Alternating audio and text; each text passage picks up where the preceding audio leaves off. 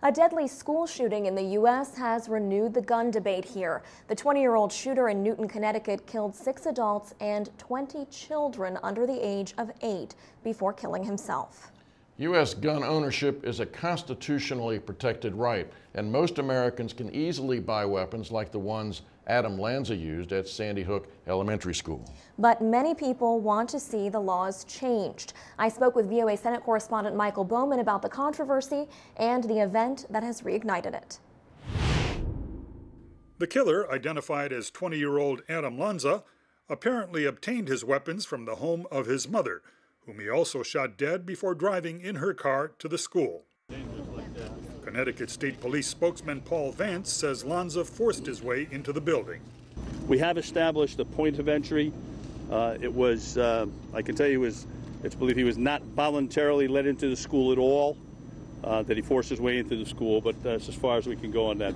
There's obviously no disagreement among officials about the magnitude of this tragedy, but there has been disagreement in terms of how to deal with it. Can you tell us about that? Well, in the immediate aftermath of this, we had a huge outpouring, obviously, of sorrow and anger over this incident.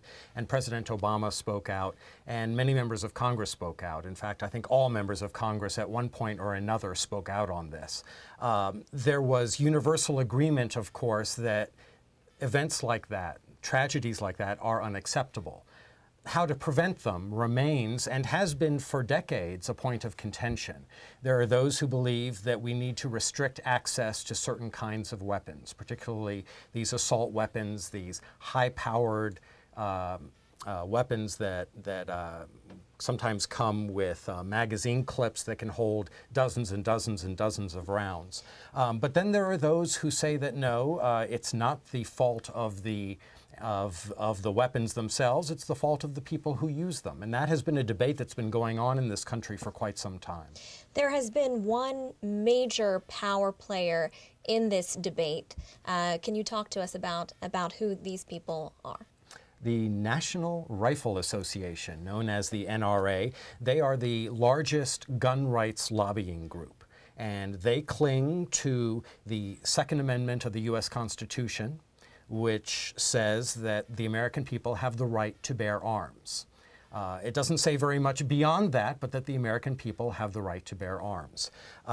For years, they are considered an extremely powerful lobby, and for years, politicians have proposed gun control at their political peril, knowing that the National Rifle Association, with millions of dollars at its disposal, can mount campaigns to defeat any member of Congress who dares to speak out in favor of gun control. And that's in fact what happened. The United States had an assault weapons ban that was put in place during the Clinton administration. It expired. When it expired, there were lawmakers who said, let's put it back into place. A lot of those lawmakers aren't in Congress anymore, and the NRA, it's not the only reason why, but it's one of the factors. Now, you talk about this assault weapons ban that expired in 2004. President Obama has called on Congress to reinstate the ban. How likely is it that we'll see that? I spoke a moment ago of the power of the NRA. Their power was considered so large that many Democrats who favored gun control were afraid to speak out. They had official positions on their websites that they favored gun control, but they didn't actually advocate for it in public. I believe that the calculus has changed. I believe that this incident at Sandy Hook was so shocking that the calculus around gun control has changed. I also think it's interesting to look at the United States in terms of the global perspective. And so how does the U.S. rank in terms of gun control laws globally? Well, compared to other advanced industrialized nations, I think it's fair to say that much of the United States is like the Wild West. There are very few controls on the kinds of weapons that one can own.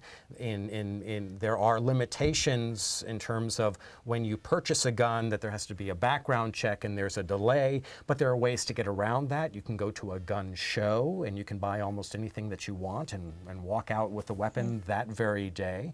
There are many countries, Canada to our north, where almost no one has guns. I think that under certain conditions you have to get a permit, and it might be for hunting or some such thing. But there are more guns in this country, privately owned guns in this country, than we have adults in this country. That simply does not exist in any other major industrialized nation.